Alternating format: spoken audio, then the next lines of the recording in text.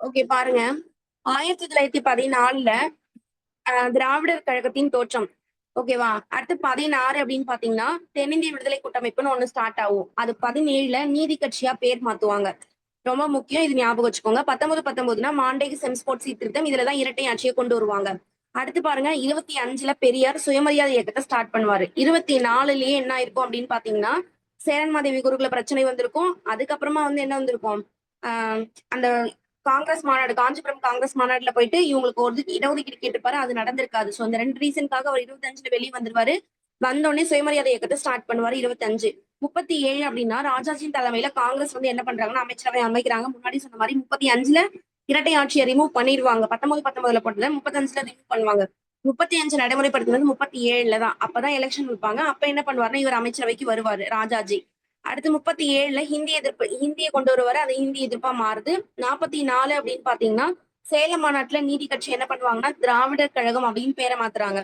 49ல அண்ணா தனியா திராவிட முன்னேற்ற கழகம் அப்படின்னு பேரை வைக்கிறாரு. அதுக்கப்புறம் 46ல என்ன ஆகுது அப்படின்னு பாத்தீங்கன்னா பிரகாசம் முதலமைச்சரா இருக்கிறாரு. 47ல ராமசாமி, 49ல குமாரசாமி ராஜா, இவங்க எல்லாம் முதலமைச்சரா இருந்திருக்காங்க. 52ல ஃபர்ஸ்ட் தேர்தல் நடக்குது. 56 அப்படின்னா மாநில மறுசீரமைப்பு. 53ல ஃபர்ஸ்ட் 52ல பொட்டி ஸ்ரீராமுலு உண்ணாவிரதம் இருப்பாரு. எங்களுக்கு ஆந்திரா தனி மாநிலமா வேணும்னு. 53ல அதை பேஸ் பண்ணி அவர் இறந்துருவாரு. சோ அதனால அதை பேஸ் பண்ணி 53ல ஆந்திராவை தனியா பிரிச்சு கொடுத்துருவாங்க. மத்தவங்க எல்லாம் கிளர்ச்சி பண்ணதுனால 56ல மாநில மறுசீரமைப்பு ஆணையம் சொல்லிட்டு ஒண்ணு போட்டு அதை கன்சிடர் பண்ணுவாங்க. அதுக்கப்புறம் பாத்தீங்கன்னா 65 அப்படின்னா ஹிந்தி எதிர்ப்பு. 2 டைம் ஹிந்தி எதிர்ப்பு நடந்திருக்கும். ஒண்ணு 37, இன்னொன்னு 65. 67ல சி.என். அண்ணாதுரையின் அந்த தலைமையின் கீழ் அரசாங்கம் அமைச்சிருப்பாங்க. 69ல சி.என். அண்ணாதுரை காலமாயிட்டாரு.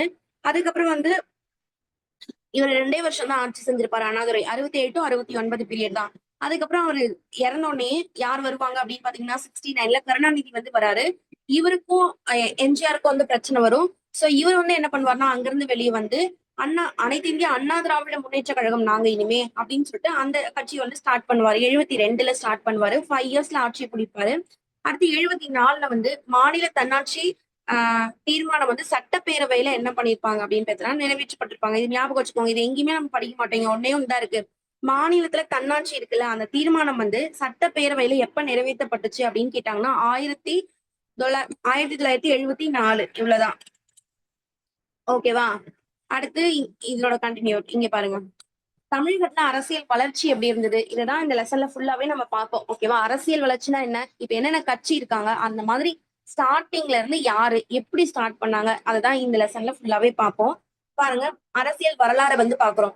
இதுல என்ன அப்படின்னா இந்தியாவினுடைய பிற பகுதிகளை ஒப்பிடும் போது தமிழ்நாடு ஆரோக்கியமான நிர்வாக மற்றும் அரசியல் பண்பாடு, கிட்டத்தட்ட ஒரு நிலையான பொருளாதார வாழ்வு மற்றும் ஒரு தொன்மையான காலத்துல இருந்தே தற்காலம் வரைக்குமே ஒரு மரபுகளை கொண்டிருந்ததா இருக்கு அப்படின்னு சொல்றாங்க. அப்பத்துல இருந்தே நிலையான ஒரு பொருளாதாரம், ஒரு நீட்டா ஆட்சி பண்ணிட்டு வராங்கன்னு வச்சுக்கோங்களேன். அதுக்கப்புறமா தென்னிந்தியாவினுடைய சென்னை மாகாணம் இருக்குல்ல, தென்னிந்தியாவுல சென்னை மாகாணம் 3 மாகாணமா பிரிச்சிருப்பாங்களா? ஒண்ணு சென்னை, கல்கத்தா, பம்பாயா. இந்த சென்னை மாகாணம் அப்படின்றது எதுக்கு பிரிச்சாங்க அப்படின்னு பாத்தீங்கன்னா ஃபர்ஸ்ட் எப்ப தோற்றுவித்திருக்காங்கன்னு முதல்ல பாருங்களேன்.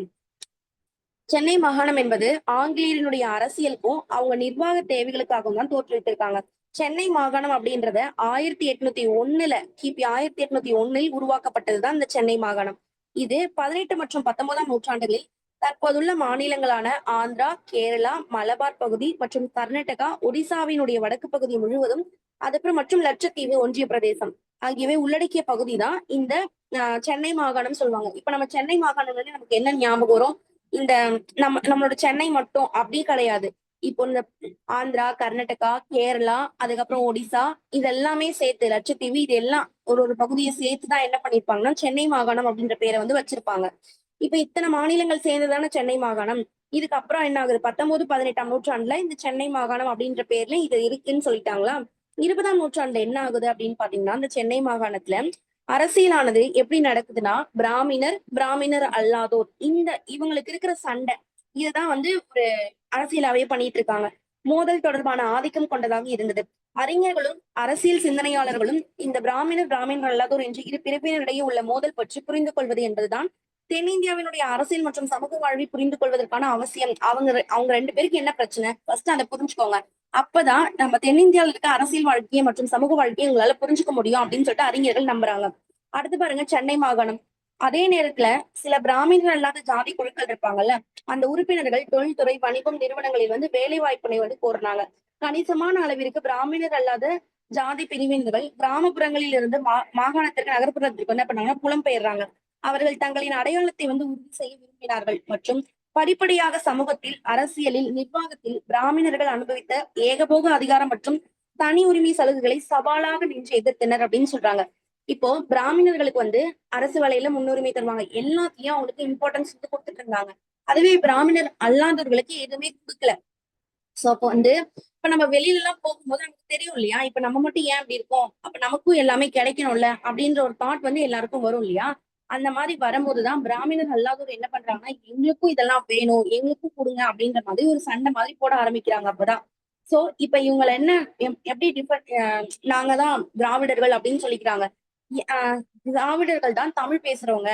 அந்த பிராமணர்ஸ் எல்லாம் வந்து ஆரியர்கள் அப்படின்னு சொல்லிட்டு இவங்க வந்து டிஃபைன் பண்றாங்க. இங்க பாருங்க, திராவிடன் என்ற வார்த்தை அறிஞர்கள் மற்றும் தமிழர் அல்லாதோர், அதாவது ஆரியர் அல்லாத தமிழ் பேசுவோரை வந்து அடையாளம் கண்டுகொள்ள பயன்படுத்தப்பட்டது. தமிழர் அல்லாதவங்க, இந்த ஆரியர் அல்லாதவங்க இருக்காங்கல்ல, அவங்கள விட்டுட்டு தமிழ் பேசும் மக்களை மட்டும் அடையாளம் கண்டுபிடிக்கிறதுக்கு திராவிடன் அப்படின்ற வார்த்தை வந்து யூஸ் பண்ணாங்க.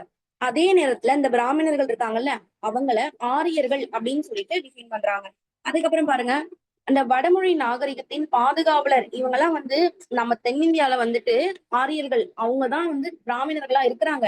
இவங்க இந்த வட இந்தியால என்னெல்லாம் ஃபாலோ பண்ணாங்களோ அதை வந்து நம்ம கிட்ட திணிக்கிறாங்க. அந்த நாகரிகத்தை வந்து பாதுகாவலரா இவங்க வந்து இருக்கிறாங்க அப்படின்னு சொல்லிட்டு பிராமின்ஸ வந்து சொல்றாங்க. மற்றும் பிராமணர் அல்லாதவர் இருக்காங்கல்ல, அவங்க வந்து திராவிடர்கள் எனவும் அவர்கள் தமிழ்மொழி பண்பாடு மற்றும் நாகரிகத்தினுடைய பாதுகாவலர்களா இந்த திராவிடர்கள் வந்து இருக்கிறாங்க அப்படின்னு சொல்லிட்டு சொல்றாங்க. சரியா? அப்போ வட வட இந்தியாவினுடைய நாகரிகத்தின் பாதுகாவலரா தான் இந்த ஆரியர்களா இருக்கக்கூடிய பிராமணர்கள் இருக்கிறாங்க அப்படின்னு சொல்றாங்க. அதே மாதிரி திராவிடர்களா இருக்கக்கூடிய நாங்க என்ன பண்ணுவோம், அந்த தமிழ் இனத்தினுடைய பண்பாடு இதெல்லாம் வந்து பாதுகாக்கிறதுக்கு தான் நாங்க இருக்கிறோம் அப்படின்னு சொல்லிட்டு இவங்க வந்து டிஃபைன் பண்ணிக்கிறாங்க. அடுத்து என்ன அப்படின்னா, திராவிட இயக்கத்தினுடைய தோற்றம். சென்னை மாகாணத்துல பிராமணர்களின் தமிழ் அடையாளம் மற்றும் சமூக, அரசியல் மற்றும் பொருளாதார நலன்களை வந்து பாதுகாப்பதற்காக ஒரு பிராமணர் அல்லாத குழுவால் தொடங்கப்பட்டதே திராவிடர் இயக்கம் அப்படின்னு சொல்றாங்க. இந்த திராவிட, இப்ப நான் சொன்ன பிராமணர் இல்லாதவங்களை தான் என்ன சொல்லியிருக்காங்க, திராவிடர்கள் அப்படின்னு சொல்லியிருக்காங்க. அப்போ இவங்களுடைய உரிமைகளை வந்து பாதுகாக்கிறதுக்காக என்ன பண்ணிருக்காங்கன்னா திராவிட இயக்கம் அப்படின்னு சொல்லிட்டு ஒண்ணு ஸ்டார்ட் பண்ணிருக்காங்க. ஓகேவா? திராவிட இயக்கம் அது வந்து ஸ்டார்ட் பண்ணிருக்காங்க. அதுக்கப்புறம் பாருங்க, திராவிடர்கள் மற்றும் பிராமணர் அல்லாதோர் இவங்க 2 பேருக்கும் 1801ஆம் ஆண்டு பன்மொழி கொண்ட சென்னை மாகாணமானது தமிழ், தெலுங்கு, மலையாளம், கன்னடம், துளு இது எல்லாம் சேர்ந்துதான் சென்னை மாகாணம் 1801 இது உருவாக்கியிருக்காங்க. காலனி ஆட்சியால் உருவாக்கப்பட்டது. இந்தியாவினுடைய பன்மைத்தன்மை சென்னை மாகாணத்தின் அரசியல் வளர்ச்சியில் காண முடியும். அதாவது வங்காளத்திலும் வட இந்தியாவின் பிற பகுதிகளிலும் சமஸ்கிருதம் மற்றும் வேதங்களை வந்து மையப்படுத்திய இந்திய பண்பாடு முன்னெடுக்கப்பட்டது. எங்க வங்காளத்திலையும் அந்த வட இந்தியாவினுடைய மத்த பகுதிகளிலும் சமஸ்கிருதம் தான், அதாவது யாரு பிராமின்ஸ் தானே சமஸ்கிருதம், அதை வந்து என்ன பண்ண அந்த வேதங்களை வந்து மையப்படுத்தின ஒரு பண்பாடு தான் முன்னெடுக்கப்பட்டுச்சு. இவற்றோடு வந்து இந்தோ ஆரிய, அதுக்கப்புறம் இந்தோ ஜெர்மன் மொழி குடும்பங்கள் அங்கீகரிக்கப்பட்டது. வேதம் அல்லாத சமஸ்கிருதம் அல்லாத பண்பாடு அங்கீகரிக்கவே படல எங்கன்னா வங்காளத்திலயும் வட இந்தியாவிலயும் அப்படின்றத சொல்லியிருக்காங்க. அடுத்து பாருங்க, இந்த பாக்ஸ் பார்த்தெல்லாம் தமிழ் தமிழ் ஆர்வலர்களால் எல்லிஸ் வந்து தமிழை வந்து என்ன பண்ணிருப்பாங்க, நேசிப்பவராகவும் வள்ளுவரின் குரலை மிகவும் விரும்பியவராகவும் பாராட்டப்படுகிறார். இவர் பிற தமிழ் படைப்புகளையும் நேசிப்பவராக இருப்பினும் எல்லிஸ் வந்து காலனிய மற்றும் மத பின்னணியின் அறியப்படவில்லை. இதுல என்னன்னா, எல்லிஸ் இருக்கார்ல, அவர் வந்து தமிழை நேசிப்பார். இவர் வந்து ஒரு தமிழ் ஆர்வலர்களால் தமிழை நேசிக்கிற ஒரு அறிஞர் அப்படின்னு பாத்தீங்கன்னா அது எல்லிஸ்ன்னு சொல்றாங்க. வள்ளுவரின் குரலையும் இவரை வந்து நேசிச்சிருக்காரு. ஜஸ்ட் எல்லிஸை பத்தி சொல்லியிருக்காங்க, அவ்வளவுதான். அதுக்கப்புறம் பாருங்க, இப்போ வந்து இந்த சமஸ்கிருதம் அறிவியல் அது அல்லாத பண்பாடு எல்லாம் இந்த வட இந்தியாவிலயோ இல்ல வந்து வங்காளத்திலயோ என்ன பண்ணலன்னா அங்கீகரிக்கவே படல அப்படின்றது சொல்றாங்களா. 1837ஆம் ஆண்டு 37 ஜேம்ஸ் பிரென்சிபே மற்றும் இதர ஆய்வாளர்களால் பிராமண மூல ஆவணங்கள் மற்றும் தென்னிந்தியாவின் மொழிகளின் மீதான ஆய்வுகள், அதாவது இந்த எல்லிஸ் இருக்காருல, இவர் 1819 கால்டுவெல் வந்து 1856 இவங்க எல்லாம் இந்த மொழியை குறித்து என்ன பண்ணுவாங்கன்னா இந்த வருஷத்துல ஆய்வு பண்ணுவாங்க. இது ரொம்ப முக்கியம் இந்த வருஷம். ஓகேவா? கால்டுவெல் வந்து 1856, எல்லிஸ் வந்து 1816. அடுத்து வந்து இந்திய கலாச்சாரம். இந்திய கலாச்சாரம் என்பது ஒரே மாதிரியான தன்மையை கொண்டது அல்ல என்றும், புத்த, திராவிட மரபுகள் கூட இந்தியாவில் இருந்தன என்பதை நிரூபிக்கப்பட்டது. இந்தியாவில் வந்து குறிப்பாக அந்த பன்மொழி கொண்ட சென்னை மாகாணத்தில் பிராமணர் அல்லாதோர் இடத்தில் திராவிட குழுக்கள் வந்து மற்றும் திராவிட பண்பாட்டு தொன்மை ஆகியவை திராவிட அடையாள எழுச்சிக்கு இட்டு சென்றது அப்படின்றத சொல்றாங்க. இப்போ பிராமணர் அல்லாதோர் மீது தங்களது மேன்மையை வந்து ஆஹ் கோருவது. செகண்ட் என்ன அப்படின்னு பாருங்க, பிராமணர்கள் கல்வி மற்றும் வேலை வாய்ப்புகளை ஏகபோகமா அவங்களுக்கு வச்சுக்கிட்டாங்க. ஆகிய இரண்டு திராவிட அடையாளத்தை பிராமணர் அல்லாதோர் அடையாளமாக மாற்றியது அப்படின்றத சொல்றாங்க. ஃபர்ஸ்ட் வந்து அவங்க எப்படி மேன்மையா இருக்காங்களோ அதே மாதிரி எங்களுக்கும் கொடுங்க. இன்னொன்னு அவங்க மட்டும்தான் கல்வியிலயும் வேலை வாய்ப்புலயும் ஏகபோகமா இருக்கிறாங்க. இந்த மாதிரியான ரெண்டு ரீசனை வச்சு என்ன பண்றாங்கன்னா பிராமணர் அல்லாதவர் வந்து தங்களை அடையாளப்படுத்திக்கிட்டாங்க. நம்ம இப்படிதான் இருக்கிறோம் அப்படின்றத. மகாராஷ்டிராவில் கூட அந்த ஜோதிபா புலேன்னு இருக்காங்கல்ல, இது போன்ற ஒரு பிராமணர் அல்லாத ஒரு இயக்கத்தை வந்து துவங்கினார். எங்க மகாராஷ்டிரால ஜோதிபா புலே, எங்க யாருன்றதை ஞாபகம் வச்சுக்கோங்க. இவ்வாறு திராவிடம் என்பது தென்னிந்தியாவில் பிராமணர் அல்லாதோர் என்பதை குறிக்கிறது. திராவிடம் அப்படின்னு சொல்றாங்கல்ல, திராவிடர்கள் அப்படின்னா பிராமணர் அல்லாதவங்க அவங்களதான் திராவிடர்கள் அப்படின்னு சொல்றாங்க தென்னிந்தியாவுல. இதுக்கப்புறம் என்ன அப்படின்னு பாத்தீங்கன்னா, சென்னை மாகாணம் பிராமணர் அல்லாதோரின் பிரச்சனையை வந்து புதிதாக தேசிய தலைவர்கள் கவனத்தில் கொள்ளவில்லை. அதாவது இப்போ பிராமணர் இல்லாத பிரச்சனை இருக்குல்ல, இத தேசிய தலைவராக இருக்கக்கூடியவங்க யாருமே என்ன பண்ணாங்கன்னா கன்சிடரே பண்ணல. குறைபாடு வந்து இருந்துச்சா. அதுக்கப்புறம் தான் 1852 நம்ம சென்னை வாசிகள் சங்கம் கஜுலு லட்சுமி நரசு ஸ்டார்ட் பண்ணிருப்பாருன்னு இது சொல்லியிருப்பாரு ரிவிஷன் கிளாஸ்ல. அவர் வந்து என்ன பண்ணிருப்பாரு அப்படின்னு பாத்தீங்கன்னா, இதனை வந்து வெளிப்படுத்தி ஆங்கிலேய இந்திய கழகத்திலிருந்து வெளியேறி சென்னை வாழ் மக்கள் சங்கம் அப்படின்ற பெயர்ல ஒரு அமைப்பை தொடங்குவாரு 1852. அதுக்கப்புறமா சிப்பாய் கழகத்திற்கு பிந்தைய காலங்களில் பிராமணர் அல்லாத தலைவர்கள் அரசியல் சீர்திருத்தங்களை காட்டிலும் சமூக சீர்திருத்தங்களின் மீதுதான் என்ன பண்றாங்கன்னா இந்த பிராமணர் அல்லாத தலைவர்கள் வந்து கவனம் செலுத்துறாங்க அப்படின்றத பாக்குறோம். அதுக்கப்புறமா வந்து என்னன்னா மிண்டோ மார்லி சீர்திருத்தம். இவங்க முஸ்லிம்களுக்கு வந்து இடஒதுக்கீடு கொடுத்திருப்பாங்க. மாண்டேக செம்ஸ் போட்னா 1919. மிண்டோ மார்லி அப்படின்னு வந்துச்சுன்னா 1909. ஓகேவா? இதுல நம்ம என்ன பார்த்திருக்கோம்? ஒண்ணுமே இல்ல. பிராமணர்கள்லாம் யாரு? பிராமணர் அல்லாதவர்கள்லாம் யாருன்னு டிஃபைன் பண்றாங்க. புரியுதா? இது எப்படின்னா பிராமணர்கள் தான் யாருன்னா ஆரியர்கள். அவங்க வட இந்தியாவுல இருந்து வந்திருக்காங்க அப்படின்னும் அவங்க வந்து அந்த இதுக்குதான் ரொம்ப முக்கியத்துவம் கொடுக்குறாங்க. அந்த வட இந்தியாவினுடைய பண்பாடை வந்து பாதுகாக்கிறவங்களாவே இவங்க மாறிட்டாங்க அப்படின்னு சொல்லியிருக்காங்க. அது மட்டும் இல்லாம கல்வியிலயும் வேலை வாய்ப்புலயும் அவங்களுக்கு தான் நிறைய முக்கியத்துவம் கொடுக்குறாங்க அப்படின்றதையும் இந்த பிராமணர் அல்லாதவர்கள் வந்து சொல்லிட்டு இருக்காங்க. சோ நம்மளுடைய உரிமையை நம்ம தான் பாதுகாத்துக்கணும் அப்படின்றதுக்காக ஒரு குழுவா சேர்ந்து என்ன பண்றாங்க, ஃபர்ஸ்ட் வந்து நம்மளாம் திராவிடர்கள் அப்படின்னு அவங்களை அடையாளப்படுத்திக்கிறாங்க. கல்வியிலயும் வேலை வாய்ப்புலயும் நமக்கு வந்து இடமே கிடைக்க மாட்டேங்குது அப்படின்றதையும் அவங்க வந்து சமூகத்துல நிறைய ஏகபோகங்களை வந்து அனுபவிக்கிறாங்க அப்படின்றதையும் இவங்க வந்து புரிஞ்சுக்க ஆரம்பிக்கிறாங்க. அத தேசிய தலைவர்களா இருக்கக்கூடிய எந்த தலைவருமே கன்சிடரே பண்ணல. இதுவெல்லாம் ஒரு பிரச்சனையா அப்படின்ற மாதிரி கன்சிடர் பண்ணாம இருக்கிறாங்க. அதுக்கப்புறம் தான் 1852 கஜுல லட்சுமி நரசு அப்படின்னு சொல்லக்கூடியவரு சென்னை வாசிகள் சங்கம் அப்படி இல்லைன்னா சென்னை வாழ் மக்கள் சங்கம் ரெண்டுமே ஒண்ணுதான். புரியுதா? இத வந்து ஸ்டார்ட் பண்றாரு. இப்போ 1909 மிண்டோ மார்லி சீர்திருத்தம் வந்து வருது. இதுல பெரிய பாக்ஸா இருக்கா? பாருங்க, பிரான்சிஸ் எல்லிஸ் வந்து பெரிய பாக்ஸா இருக்காருல்ல, இது என்னன்னு பாத்துக்கலாம்.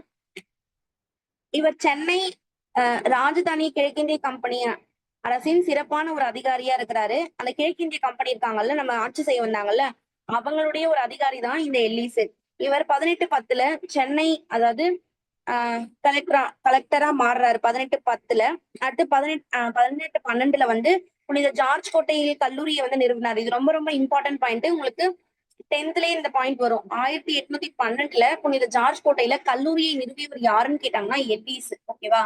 அதுக்கப்புறம் வந்து என்ன அப்படின்னு பாத்தீங்கன்னா, கம்பெனி அலுவலர்களுக்கு வந்து உள்ளூர், அதாவது தென்னிந்திய பேசுறாங்கல்ல அந்த மொழிகளில் பயிற்சி அளிப்பதற்காக இந்த கல்லூரி வந்து நிறுவப்பட்டது.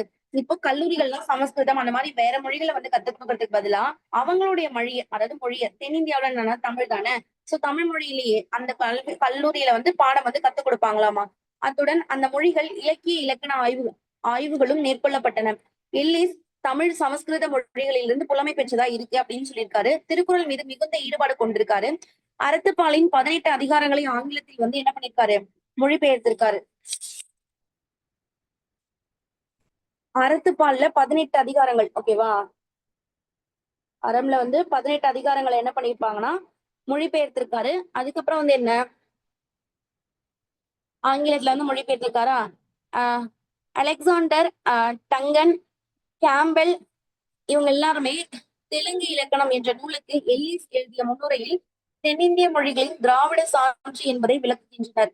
தமிழ், தெலுங்கு, கன்னடம், மலையாளம், துளு ஆகிய தென்னிந்திய மொழிகள் சமஸ்கிருத மொழி குடும்பத்தை சேர்ந்தவை அல்ல.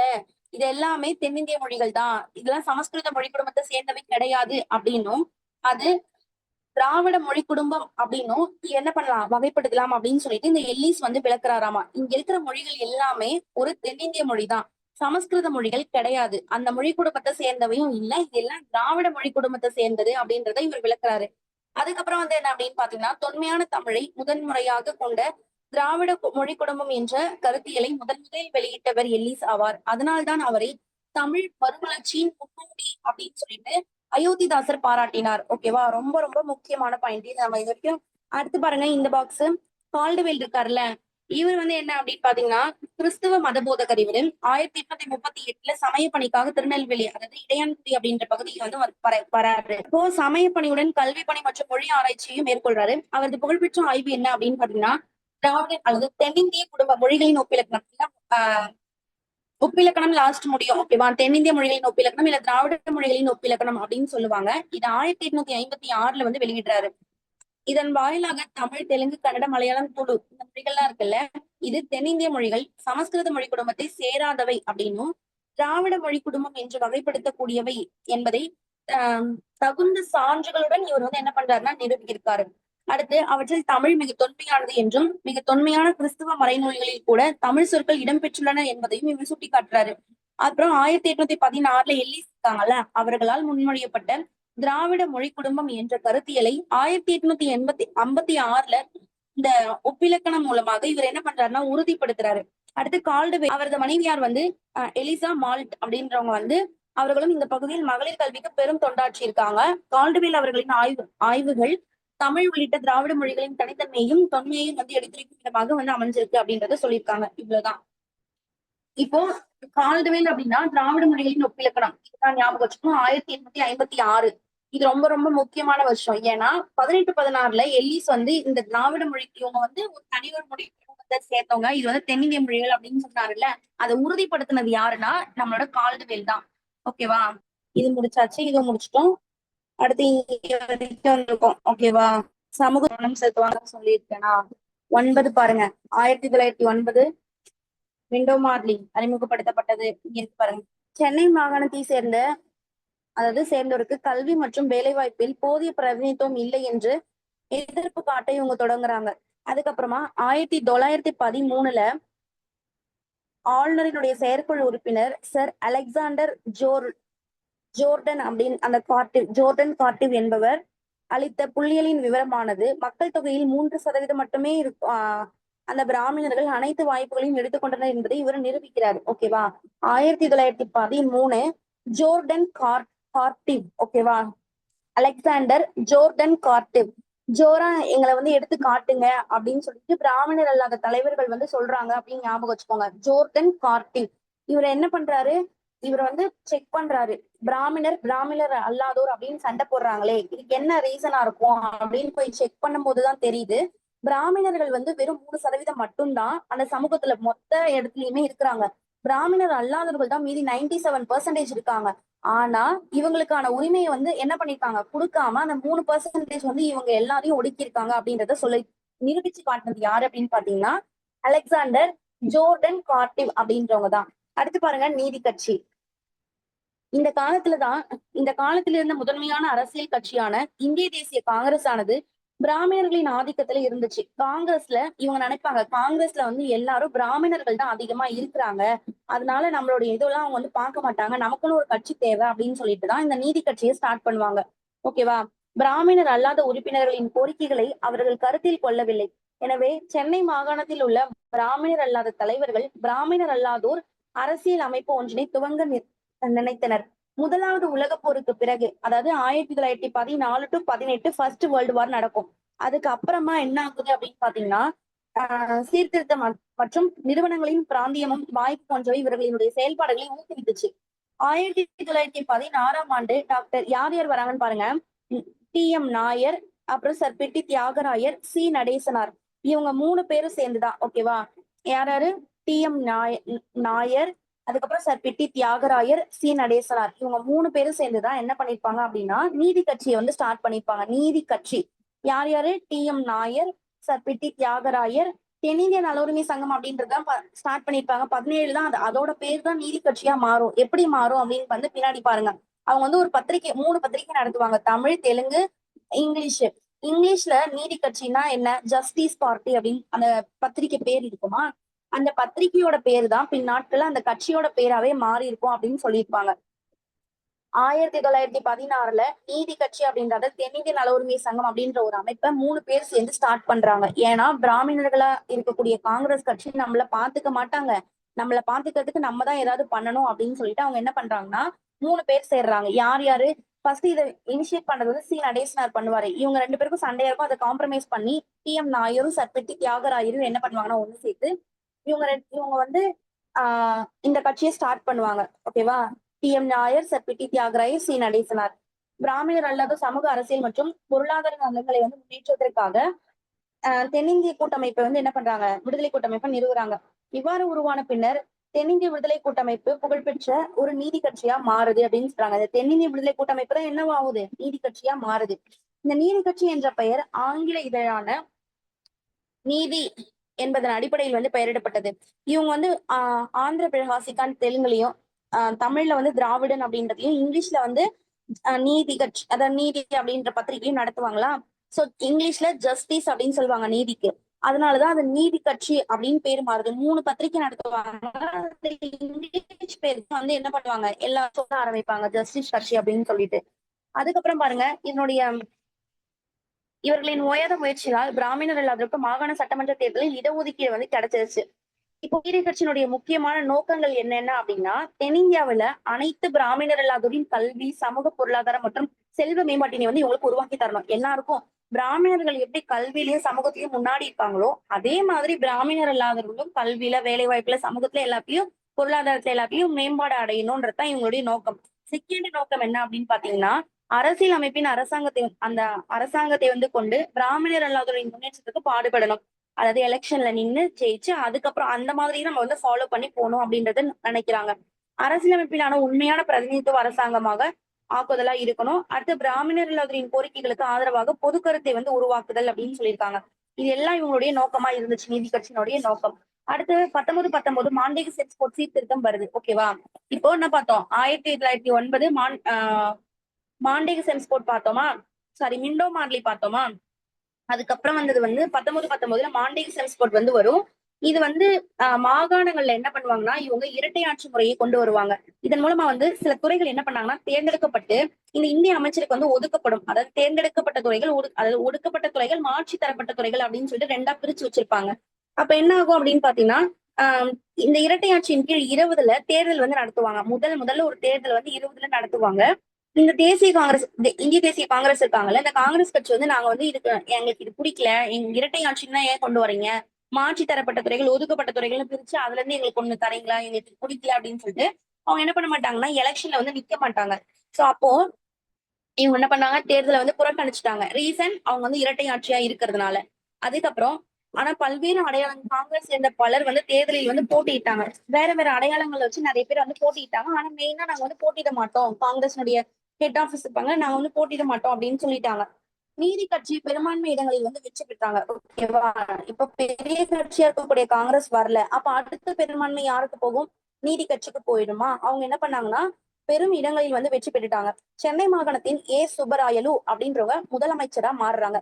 அவர்களின் இறப்பிற்கு பிறகு பனங்கலரசர் 20 தான் முதலமைச்சரா சுப்பராயலு வராரு.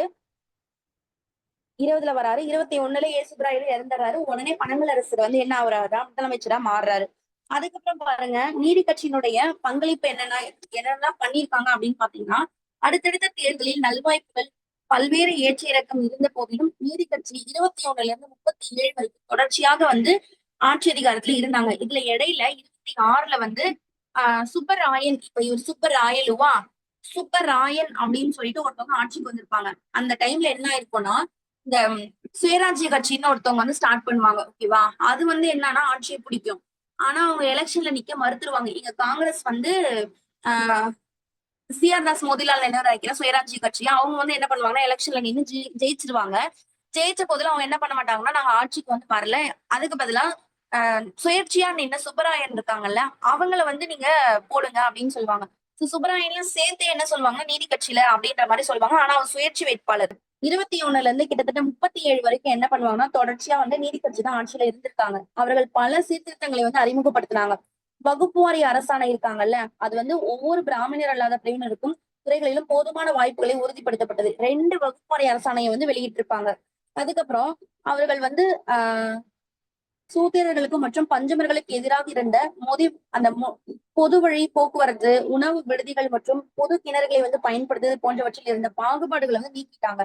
இந்து சமய அறநிலை வாரியத்தை அமைத்ததன் மூலம் ஆலய விவகாரங்களை வந்து ஒழுங்குபடுத்துறாங்க. இந்த இந்து சமய அறநிலைத்துறை இருக்குல்ல இத வந்து ஸ்டார்ட் பண்ணதே நீதி கட்சி தான். 1926ல வந்து ஸ்டார்ட் பண்ணிருப்பாங்க. பஞ்சமர்களுக்கு நிலத்தை வந்து ஒதுக்கீடு செய்து கொடுக்குறாங்க. பஞ்சமி நிலம் அப்படின்னு சொல்லியிருக்காங்க. அந்த பஞ்சமர்களுக்கு நிலத்தை கொடுத்துருக்காங்க. இந்த சமய அறநிலைத்துறையை ஸ்டார்ட் பண்ணிருக்காங்க. வகுப்பாரி அரசாணைகளை 2 வெளியிட்டிருக்காங்க. அடுத்து புதிய நகரங்களையும் தொழிற்பேட்டைகளையும் வந்து அறிமுகப்படுத்துறாங்க. ஒடுக்கப்பட்டோரினுடைய குழந்தைகளுக்கு கல்வி வழங்குவதற்கு சிறப்பு முயற்சிகள் எடுத்திருக்கிறாங்க. அதனால சில பள்ளிகள்ல மதிய உணவு திட்டத்தை அறிமுகப்படுத்திருக்காங்க. நமக்கு மதிய உணவு திட்டத்தினால யாருக்கும் ஞாபகம் வரும்? காமராசர் வரும். சத்துணவு திட்டம்னா எம்ஜிஆர் ஞாபகம் வருமா? ஃபர்ஸ்ட் மதிய உணவு திட்டத்தை யாரு ஸ்டார்ட் பண்ணாங்கன்னு கேட்டாங்கன்னா நீதி கட்சி தான். இந்த நீதி கட்சி சென்னையில அது கொஞ்சம் பள்ளிகளுக்கு மட்டும் போட்டிருப்பாங்க. அதை எல்லா இடத்துக்கும் அறிமுகப்படுத்தினதுதான் காமராசர். அப்ப நீதி கட்சி ஆப்ஷன்ல இருந்தாங்கன்னா நீங்க நீதி கட்சி தான் போடணும். சரியா? மதிய உணவு திட்டத்தை நீதி கட்சி தான் ஸ்டார்ட் பண்ணி வச்சிருக்காங்க.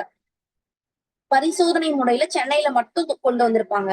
அடுத்து மருத்துவ கல்விக்கு சமஸ்கிருத அறிவு அடிப்படை தகுதி என்பதை நீக்கப்பட்டுச்சு. மருத்துவம் படிக்கணும்னா சமஸ்கிருதம் வந்து ஒரு அடிப்படையா உங்களுக்கு தெரிஞ்சிருக்கணும் அப்படின்னு சொல்லியிருந்தாங்க. அதை நீக்கிட்டாங்க.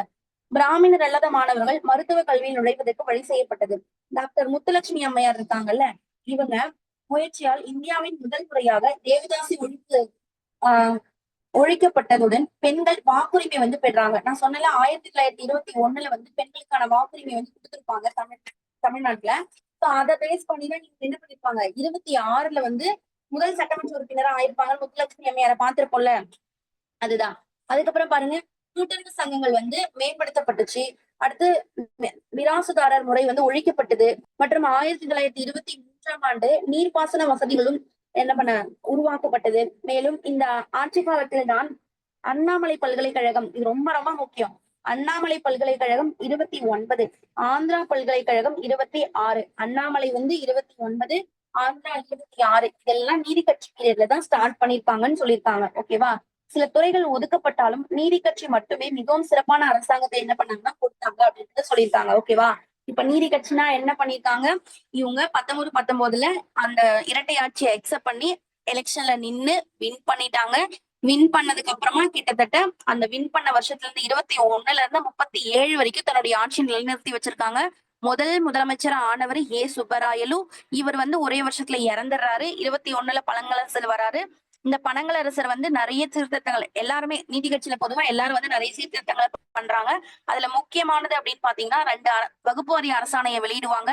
அதுக்கப்புறமா வந்து இந்த பணியாளர் தேர்வாணையம் அதை வந்து ஸ்டார்ட் பண்ணுவாங்க. அதுக்கப்புறமா பாத்தீங்கன்னா ஆஹ் தங்கும் விடுதியெல்லாம் கொண்டு வருவாங்க. பிளஸ் வந்து இந்த இந்து சமய அறநிலைத்துறை இதை ஸ்டார்ட் பண்ணுவாங்க. பெண்களுக்கு வந்து எலெக்ஷன்ல ஓட்டு போடுறதுக்கு வந்து அந்த பெண்களுக்கான ஓட்டுரிமையை வந்து கொடுப்பாங்க. அதனாலதான் என்ன பண்ணிருப்பாங்கன்னா முத்துலட்சுமி அம்மையார் இருக்காங்கல்ல அவங்க 1926ல வந்து முதல் சட்டமன்ற பெண் உறுப்பினரா வந்து ஆயிருப்பாங்க அப்படின்றத பார்த்திருப்போம். அதுக்கப்புறம் வந்து மிராசுதாரர் முறை அப்படின்றத வந்து ஒழிச்சிருக்காங்க. 23ல வந்து நீர்ப்பாசனங்களுக்கு எல்லாம் முக்கியத்துவம் வந்து கொடுத்திருக்காங்க. இன்னும் முக்கியமானது என்னன்னா அண்ணாமலை பல்கலைக்கழகமும் ஆந்திரா பல்கலைக்கழகமும் இவங்களோட பீரியட் தான். அண்ணாமலை அப்படின்றது 29, ஆந்திரா வந்து 26லயும் ஸ்டார்ட் பண்ணிருக்காங்க. இது எல்லாமே நீதி கட்சி தான் பண்ணிருக்காங்க. ரொம்ப ரொம்ப ரொம்ப முக்கியமான பாயிண்ட்ஸ் எல்லாமே. ஓகேவா? அடுத்து பாருங்க பெரியார் ஈவேர ராமசாமி. ராஜாஜி அரசாங்கம் வந்து ஹிந்தியை கட்டாய பாடமா மாத்துறாங்களா? ராஜாஜி 37ல வருவாரா? வந்தோடனே என்ன பண்ணுவாரு? ஹிந்தியை இனிமே கட்டாய பாடம் அப்படின்னு அறிவிப்பாரு. சோ அது என்ன ஆகும் அப்படின்னு பார்த்தோம்னா தமிழ் மொழி மற்றும் பண்பாட்டை வந்து அழித்து விட இப்ப நம்ம என்ன நினைச்சிட்டு இருக்கோம் இப்ப வந்து ஹிந்தி அப்படின்றது வந்து வட இந்தியால இருந்து வந்த ஒண்ணு. ஓகேவா? இந்த பிராமணர்கள் யாரு? வட இந்தியால இருந்து வந்தவங்க அப்படின்னு இவங்க நம்புறாங்களா? அப்போ ஹிந்தியையும் கொண்டு வந்துட்டோம்னா இன்னும் எங்க கிட்ட வந்து திணிச்சு அது வந்து பிராமணர்கள் எப்படி இப்ப எங்களை அடிமைப்படுத்தி வச்சிருக்காங்களோ அதே மாதிரி ஹிந்தி வந்துட்டா எங்களுக்கு இன்னும் எங்களோட நிலைமை மோசமாயிரும்னு சொல்லிட்டு ஹிந்தியை எங்க கிட்ட திணிக்காதீங்க அப்படின்னு இவங்க எல்லாம் போராட ஆரம்பிச்சிருவாங்க.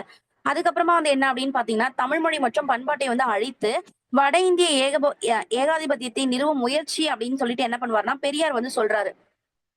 தமிழ் மொழி அந்த பண்பாட்டெல்லாம் அழிச்சிட்டு வட இந்தியாவினுடைய பண்பாடு அந்த ஏகபோகத்தை வந்து நிறுவனத்துக்கான ஏகாதிபத்தியத்தை நிறுவனத்துக்கான ஒரு முயற்சி தான் இந்த இந்தி திணிப்பு அப்படின்னு சொல்லிட்டு பெரியார் வந்து முழக்கமிடுறாரா. இந்தி திணிப்பு என்பது திராவிடர்களை அடிமைப்படுத்தி ஆரியர்களினுடைய மேலாதிக்கத்தை வந்து நிறுவதற்கான முயற்சி தான் அப்படின்னு சொல்றாங்க. திராவிடர்கள் வந்து இவங்க அடிமைப்படுத்திடுவாங்க. இந்த பிராமணர்கள் இருக்காங்கல்ல அவங்க ஆரியர்களினுடைய மேலாதிக்கத்தை வந்து இன்க்ரீஸ் பண்றதுக்கான ஒரு முயற்சி தான் என்னது இந்த இந்தி திணிப்பு அப்படின்னு சொல்லிட்டு பெரியார் வந்து சொல்லிட்டு இருக்காரு. சென்னை மாகாணத்தில் மாபெரும் போராட்டம் வந்து நடைபெற்றதன் விளைவாக மாகாண அரசாங்கத்தின் பெரியார் சிறையில் அடைக்கப்பட்டாரு. சோ அந்த டைம்ல நீதி கட்சின்றது ஸ்டார்டிங் பாயிண்ட் பிளஸ் ரொம்ப பெரிய கட்சி அவங்க அதை எதிர்த்து இப்ப அவங்க ஒரு ஹிந்தி திணிப்பு அப்படின்னு சரி ஹிந்தியை வந்து ஒரு மும்மொழி கொள்கையா கொண்டு வராங்க 37 யாரு ராஜாஜி கொண்டு வராரா. அத பெரியார் ரொம்ப அதிகமா விமர்சனம் பண்றாரு. அதனால பெரியார புடிச்சு ஜெயில போட்டுறாங்க. புரியுதா. இந்திய எதிர்ப்பு போராட்டம் நடைபெற்ற விளைவாக மாகாணங்களில் அந்த மாகாண அரசாங்கத்தால பெரியார் வந்து என்ன பண்ணாரு சிறையில் அடைக்கப்பட்டார். கிட்டத்தட்ட வந்து 15 ஆண்டுகளில் 15 வருஷத்துல அவரு 23 முறை என்ன பண்ணாருன்னா 15 வருஷத்துல கிட்டத்தட்ட 23 முறை என்ன பண்ணிருக்காருன்னா அவரு சிறைக்கு வந்து சென்றிருக்கிறாராமா. அதனால பெரியார சிறை பறவை அப்படின்னே அழைக்கிறாங்க. ஓகேவா. 15 வருஷத்துல 23 முறை சிறைக்கு போனதுனால இவர் என்ன சொல்றாங்க சிறை பறவை அப்படின்னே சொல்றாங்களாமா. அடைமொழியிட்டு அழைத்தாங்க. 1938ஆம் ஆண்டு இந்தி வந்து எதிர்ப்பு போராட்டத்திற்காக சிறையில் அடைக்கப்பட்டிருந்த போது அவர் நீதி கட்சியின் தலைவராக தேர்ந்தெடுக்கப்பட்டார். ஓகேவா. 38ல வந்து ஏதோ ஒரு சிறையில வந்து இருப்பாரு. அதாவது ஒரு ஜெயில் பேர் சொல்லுவாங்க. அந்த இடத்துல இருப்பாரா. அங்க இருக்கும்போது என்ன ஆகும்னா 37 எலெக்ஷன் வந்துச்சா. 37 என்ன ஆச்சு ராஜாஜி ஆட்சிக்கு வந்துட்டாரா. 37 வந்த உடனே அவர் என்ன பண்றாரு ஹிந்தியை வந்து திணிச்சாரா. அதை எதிர்த்து போராடின 38 பெரியார 38ல ஜெயில போட்டாரா. சோ இந்த கண்டினியூட்டியை ஞாபகம் வச்சுக்கோங்க. இதனாலதான் என்ன பண்றாங்க இப்ப ராஜாஜி காங்கிரஸ் சேர்ந்தவர் யார நீதி கட்சியை தோற்கடிச்சுட்டு அவங்க வந்திருக்காங்க. அப்ப அவங்களை எதிர்க்கக்கூடிய பெரியார என்ன பண்ணுவாங்க நீதி கட்சி ஓகேப்பா காங்கிரஸே எதிர்க்கிறாருன்னா இவர் தான்ப்பா நம்ம தலைவர் இனிமே அப்படின்ற மாதிரி இனிமே நீங்க தான் எங்க தலைவர் அப்படின்னு சொல்லிட்டு நீதி கட்சியினுடைய தலைவரா அவர் ஜெயில இருக்கும் போது என்ன பண்ணிட்டாங்கன்னா போட்டுட்டாங்க. ஓகேவா. அதுக்கப்புறம் பாருங்க அதே ஆண்டு நீதி கட்சியானது ஆங்கிலேய அரசாங்கத்தின் கீழ் தமிழ்நாடு தனி நாடு வேண்டும் என்ற தீர்மானத்தை வந்து இயற்றியதுடன் அது ஆங்கிலேய அரசாங்கத்தின் இந்தியாவிற்கான அமைச்சருடன் நேரடி கட்டுப்பாட்டின் கீழ் இருக்க வேண்டும் என்றது அப்படின்னு சொல்றாங்க. அதாவது ஆங்கில அரசாங்கத்தின் இந்தியாவிற்கான அமைச்சருடைய நேரடி கட்டுப்பாட்டுல தமிழ்நாடு வந்து இருக்கணும் அப்படின்னு சொல்லிட்டு இவங்க வந்து கேட்க ஆரம்பிக்கிறாங்க ஆங்கிலேயர்கிட்ட. அடுத்து சென்னை மாகாண காங்கிரஸில் பெரியார் வந்து சென்னை மாகாண காங்கிரஸ் இருக்குல்ல அதுல ஒரு பெரியார் வந்து ஒரு முன்னோடியா இருந்ததுனால் அரசியல் அரங்கில் பிராமணர் அல்லாதோர் அரசியலில் வந்து பங்கு பெறுவதற்கான விகிதாச்சார பிரதிநிதித்துவத்திற்கு அந்த சாதகமாக காங்கிரஸில் தீர்மானம் கொண்டு வந்ததில் மிக சிறப்பாக தனது முயற்சி வந்து இவர் செய்யறாரு. அடுத்து வந்து வைக்கம் சத்தியாகிரக போராட்டத்திற்கு தனது சிறப்பான வைக்கம் சத்தியாகிரகம்னா ஓகே அப்படியே பாருங்க. வைக்கம் வீரர்னு பெரியவர் சொல்லுவாங்கல்ல வைக்கம் சத்தியாகிரகத்துக்கு இவர் போயிருப்பாரா. சிறப்பான தலைமை அளித்ததுடன் காங்கிரஸ் கட்சி நிறுவிய சேரன்மாதேவி குருகுல பிரச்சனை வந்து நடக்கும். அதுல ஜாதி பாகுபாட்டத்திற்கு எதிராக பிரச்சாரமும் செய்யறாரு. சேரன்மாதேவி குருகுல பிரச்சனைனா என்ன தெரியுமா. ஒரு குருகுலம் இருக்கும் அதுக்கு பேரு சேரன்மாதேவி. அந்த குருகுலத்துல என்ன பண்றாரு அப்படின்னு பாத்தீங்கன்னா இவர் வந்து அங்க வைக்கமத்தை முடிச்சுட்டு வந்துட்டு இருக்காரு. ரிட்டர்ன் வரும்போது ஓகே சேரன்மாதேவி காங்கிரஸால நடத்தப்படுற ஒரு குருகுலம் இங்க இருக்கு அப்படின்னு சொல்லிட்டு அங்க போய் தங்கலான்னு போவாரு. அத வி சுப்பிரமணியம் அப்படின்றவங்க காங்கிரசினுடைய உதவி வாங்கிதான் என்ன பண்ணிட்டு இருப்பாரு நடத்திட்டு இருப்பாரு. அங்க என்ன இருக்கும் அப்படின்னா பிராமணர்கள் அந்த பசங்களுக்கு ஒரு மாதிரி சாப்பாடும் பிராமணர் அல்லாத பசங்களுக்கு ஒரு மாதிரி சாப்பாடும் போட்டிருப்பாரு. பிளஸ் அந்த சுவையிலையும் அந்த குவாலிட்டிலயுமே நிறைய டிஃபரன்ஸ் இருந்துச்சு அப்படின்றத சொல்றாங்க. ஏன் இந்த மாதிரி பண்றீங்க இது மாதிரி தப்பு இல்லையா. பிராமணர் அல்லாதன்னு ஏன் பிரிக்கிறீங்க. நானே ஒரு தலைவரா இருந்து சொல்றது கேட்க மாட்டீங்களான்னு சொல்லிட்டு கேட்கும் போது அவங்க அதை கண்டுக்கல. சோ உடனே அவர் என்ன பண்றாருன்னா மேலிடத்துக்கு போறாரு. ராஜாஜி அந்த மாதிரி அவங்க கிட்ட எல்லாம் போய் பேசும்போதும் அவங்களும் அதை பெருசா எடுத்துக்கல. சோ அது ஒரு ரீசனா வந்து என்ன பண்றாங்கன்னா உடனே வந்துட்டு காங்கிரஸ் அதாவது காஞ்சிபுரம் மாநாடு காஞ்சிபுரத்துல வந்து காங்கிரஸ் மாநாடு நடந்துட்டு இருக்கு. அதுக்கு திருவிக்கா தலைமை தாங்கிட்டு இருக்காரு. அந்த இடத்துல வந்து என்ன சொல்றாங்கன்னா எங்களுக்கு இந்த மாதிரி பிராமணர் இல்லாதவங்களுக்கு தனியா இடஒதுக்கீடு கொடுத்துருங்க நாங்க பாத்துக்கிறோம் அப்படின்னு சொல்லிட்டு பெரியார் கேக்குறாரு. அதையும் என்ன பண்ணல அப்படின்னு பாத்தீங்கன்னா யாரும் அக்செப்ட் பண்ணிக்கல. சோ திருவிக்கா வந்து இவருக்கு கொஞ்சம் ஃபிட்டா இருப்பாரா. சோ அவரே வந்து இதை அக்செப்ட் பண்ணலன்னா இது இனிமே நடக்காது. அதனால நான் இனிமே காங்கிரஸ்ல இருக்க மாட்டேன். நான் சொன்ன எதுவுமே கேட்காது. நான் தலைவரா இருந்து சொல்றேன். இப்பயே இந்த என் பேச்சு யாரும் கேட்கலன்னா நான் எதுக்கு இதுல இருக்கணும் அப்படின்னு சொல்லிட்டு வெளியே வந்துதான் சுயமரியாதை இயக்கம் அப்படின்றத ஒண்ணு ஸ்டார்ட் பண்றாரு. ஓகேவா? 25ல அது ஸ்டார்ட் பண்ணிருப்பாரு. சேரன்மாதேவி குருகுல பிரச்சனையா, ஜாதி பாகுபாட்டிற்கு எதிராக பிரச்சாரம் வந்து செய்யறாரு. பெரியார் தன்னுடைய திட்டங்களை வந்து காங்கிரஸ் கட்சி ஏற்றுக்கொள்ளவில்லை. அதாவது ஏற்றுக்கொள்ள செய்வதில் எடுத்த முயற்சிகள் எல்லாமே என்ன பண்ணுச்சு, தோல்வியில தான் முடிஞ்சது. அதனால காங்கிரஸை விட்டு என்ன பண்றாருன்னா விலகி 1925ஆம் ஆண்டு சுயமரியாதை இயக்கத்தை தொடங்கினாரு. இந்த இயக்கம் தேர்தல் அரசியலை வந்து தனித்துவத்துடன் சீர்திருத்தம், அந்த ஜாதி முறையை வந்து ஒழிப்பு, சமூக சீர்திருத்தம், மாண்பற்ற தன்மையை வந்து நீக்குவது, பெண்கள் மீதான பாலின அடிப்படையிலான தடை நீக்கம், உரிமையை வந்து எதிர்ப்பது போன்றவற்றிற்கான பிரச்சாரம் வந்து செஞ்சாங்க. இப்போ யார் வந்து படிச்சுட்டு இருக்காங்களோ அவங்கள கூட நீங்க வந்து அர்ச்சகர்களா போடலாமே. இந்த சமய அறநிலைத்துறைன்னு ஒண்ணு இருக்கு, அது பேஸ் பண்ணி நீங்க போடுங்களேன். ஏன் பரம்பரையா வந்து அர்ச்சகர்கள் ஆகணும் அப்படின்றதெல்லாம் இவரெல்லாம் எதிர்க்கிறாங்க. யாரு? சுயமரியாதை இயக்கம் எதிர்க்கிறாங்க. அடுத்து வந்து என்னன்னாக்கா, இந்த சுயமரியாதை இயக்கத்தினுடைய தீவிரமான பிரச்சாரத்தை மேற்கொண்டு பழங்கால முதலான மூட நம்பிக்கைகளையும் பழக்க வழக்கங்களையும் என்ன பண்ணாங்கன்னா எதிர்த்ததுடன் பகுத்தறிவற்ற மரபுகள் மற்றும் சமத்துவமற்ற தன்மைகளை வந்து நீடித்திருப்பதை நியாயப்படுத்தி கொண்டிருக்கும் மதத்தின் பங்கு பற்றியும் வினா வந்து எழுப்புறாரு. என்னன்னா, மூட நம்பிக்கை பழக்க வழக்கம்லாம் இருக்குல்ல, இப்படிதான் பண்ணணும், இதுதான் பண்ணணும் அப்படின்லாம் இருக்குல்ல, ஏன் பண்ணணும், ரீசன் சொல்லுங்க அப்படின்னு சொல்லி இவர் கேக்குறாரு. அவங்க கிட்ட ரீசன் இல்ல. ரீசனே இல்லாத போது நாங்க எதுக்கு பண்ணணும், அதெல்லாம் பண்ண முடியாது, இதெல்லாம் ஒரு மூட நம்பிக்கை அப்படின்னு சொல்லிட்டு இவர் வந்து சொல்றாரு.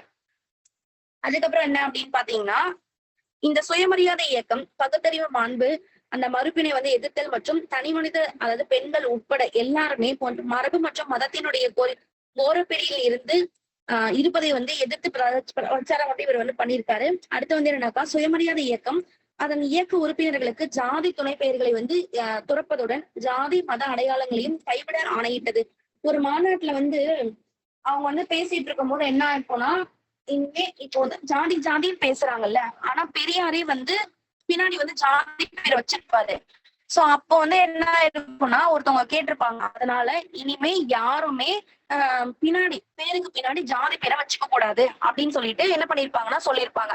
இப்போ எக்ஸாம்பிளுக்கு முத்துராமலிங்கர் தேவர் அப்படின்னு இருக்கா, அந்த தேவர் அந்த மாதிரி யாரும் வைக்க கூடாது, வெறும் முத்துராமலிங்கர் அப்படிதான் இருக்கணும் அப்படின்ற மாதிரி ரூல்ஸ் போடுவாங்க. அதனாலதான் தமிழ்நாட்டுல இதுக்கப்புறம் நீங்க இப்போ மேல சைட்ல பாத்தீங்கன்னா, வட இந்தியா சைட்ல எல்லாம் எல்லாருமே என்ன பண்ணிருப்பாங்க அப்படின்னு பாத்தீங்கன்னா, அவங்களோட குடும்ப நேம்னு ஒண்ணு இருக்கும், சர்நேம், அதை எல்லாருமே வச்சிருப்பாங்க. ஆனா நம்ம சைட்ல என்ன இருக்காது அப்படின்னு பாத்தீங்கன்னா, ஜாதி அடிப்படையில நேம் வந்து வச்சிருக்க மாட்டாங்க. நம்ம பேர்னா அது மட்டும் தான் இருக்கும், பின்னாடி வந்து எந்த பேரும் இருக்காது. ஓகேவா? ரீசன் யாரு அப்படின்னு பாத்தீங்கன்னா பெரியார் தான். அதுக்கப்புறம் பாருங்க, ஜாதி அந்த துணை பெயர்கள் வந்து துறப்பதுடன் ஜாதி மத அடையாளங்களையும் கைவிட ஆணையிட்டதாம். அதுக்கப்புறம் என்னாச்சு அப்படின்னு பாத்துங்க, அது ஜாதியற்ற, புரோகிதர் அற்ற, சம்பிரதாய சடங்குகள் அற்ற ஒப்பந்த திருமணங்களை வந்து அறிமுகம் செஞ்சாங்க. ஜாதி இப்போ இன்னொன்னுன்னா, பிராமணர்களுக்கு ஏன் இவ்வளவு முக்கியத்துவம்? ஏன்னா அவங்க நிறைய சடங்குகளை ஃபாலோ பண்றாங்க. அந்த சடங்குகளே எங்களுக்கு வேணாம், நாங்க அதை ஃபாலோ பண்ணாதானே நீங்க அதை வந்து எங்களுக்கு செஞ்சு தர போறீங்க, எனக்கு அதை வேணவே வேணாம்னு சொல்றாரு. அதுக்கப்புறம் என்ன பண்றாருன்னு பாருங்களேன், ஜாதி மத அடையாளங்களை முதல்ல குறைங்க, இதெல்லாம் தேவையே கிடையாது அப்படின்னு சொல்லிட்டு பெரியார் வந்து சொல்றாரு. இது சுயமரியாதை திருமணம் இருக்குல்ல, இப்போ ஒரு கல்யாணம் பண்றாங்கன்னா பொண்ணுக்கு மாப்பிள்ளைங்க புடிச்சிருக்கா, போயிட்டு அவங்களுக்கு புடிச்சிருந்தா போதும், நீங்க வந்து இந்த சடங்கு பண்ணணும், இப்படிதான் பண்ணணும், அப்படிதான் பண்ணணும் ரூல்ஸ் கிடையாது, தமிழ் வழியில பண்ணுங்க. தமிழ் வழின்னு சொல்ல, சுயமரியாதை திருமணங்களை வந்து ஆதரிச்சாரு இருவர். அப்படின்னா என்னன்னா, சடங்குகள் அற்ற முறைதான் வந்து சுயமரியாதை திருமணங்கள் அப்படின்னு சொல்லியிருப்பாங்க. அதை வந்து என்ன பண்றாருன்னா அறிமுகம் செய்யறாரு.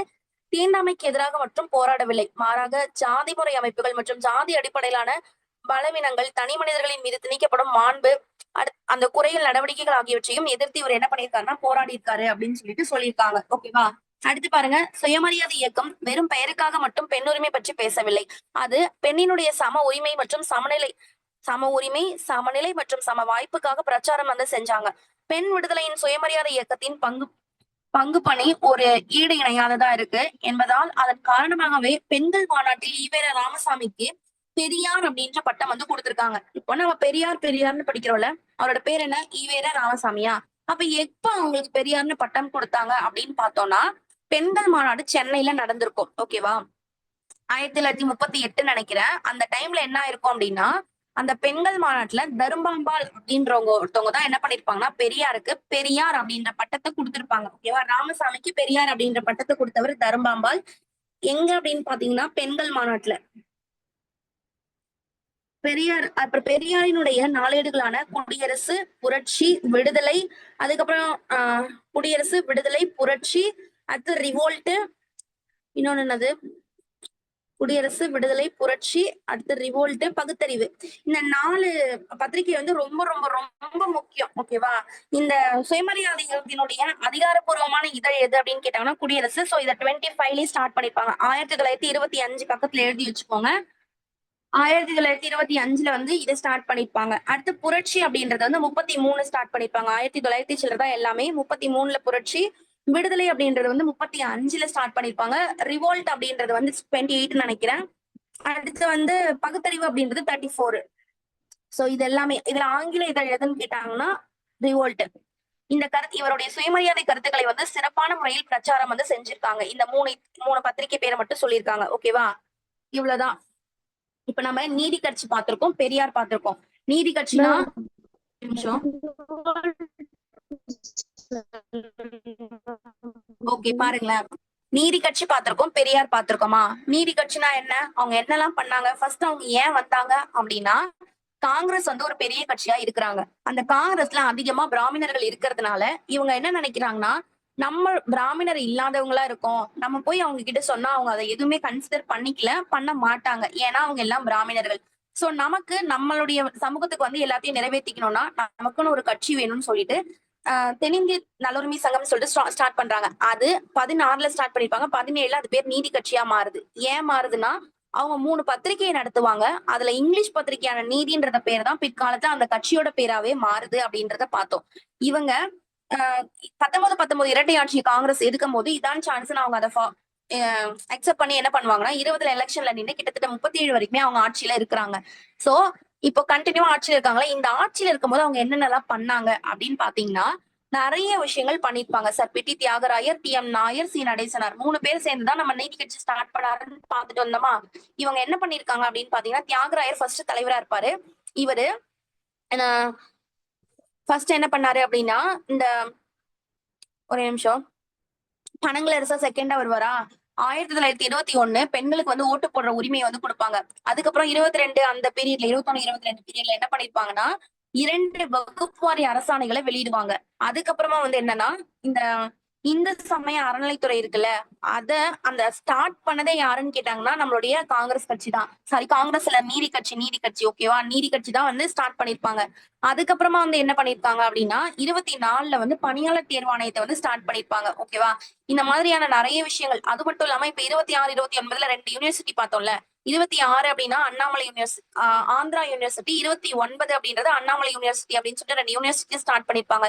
23ல வந்து அவங்க என்ன பண்ணிருப்பாங்க நீர்ப்பாசனங்களுக்கு இம்பார்ட்டன்ஸ் கொடுத்திருப்பாங்க. அதுக்கப்புறம் மதிய உணவு திட்டத்தை வந்து ஒரு பரிசோதனை முறையில சென்னையில ஸ்டார்ட் பண்ணிருப்பாங்க. இவ்வளவு விஷயங்கள் பண்ணிருக்காங்க. சோ அவங்க என்னென்ன பண்ணிருக்காங்க, அவங்களோட குறிக்கோள் என்ன, அதெல்லாம் வந்து நீங்க பார்த்து வச்சுக்கணும். இவ்வளவுதான் நீதி கட்சி சரியா. அப்புறம் அவங்களோட ஆர்டர் பார்த்துக்கணும். ஃபர்ஸ்ட் சுப்பராயலு வந்தாங்கன்னு சொன்னா அடுத்து பனங்களரசர் வருவாரு. அதுக்கு அடுத்து யார் வராங்க 26 பீரியட்ல வந்து சுப்பராயன் அப்படின்னு ஒருத்தவங்க வருவாங்க. அப்புறம் யார் வராங்க, அவங்க யார் பேர்ல என்ன நடந்துச்சுன்னு நீங்க பார்த்து வச்சுக்கணும். இதுக்கப்புறம் என்ன அப்படின்னு பாத்தீங்கன்னா நம்ம இவரை பாக்குறோம், பெரியார பாக்குறோம். பெரியார் அப்படின்ற பட்டத்தை ஃபர்ஸ்ட் கொடுத்தது யாரு அப்படின்னு பாத்தீங்கன்னா பெண்கள் மாநாட்டுல தரும்பாம்பாள் வந்து இவங்களுக்கு கொடுக்குறாங்க. ஓகேவா. இப்போ இவரே 5 இதழ் நடத்துவாரு. என்னென்ன அப்படின்னு பாருங்க.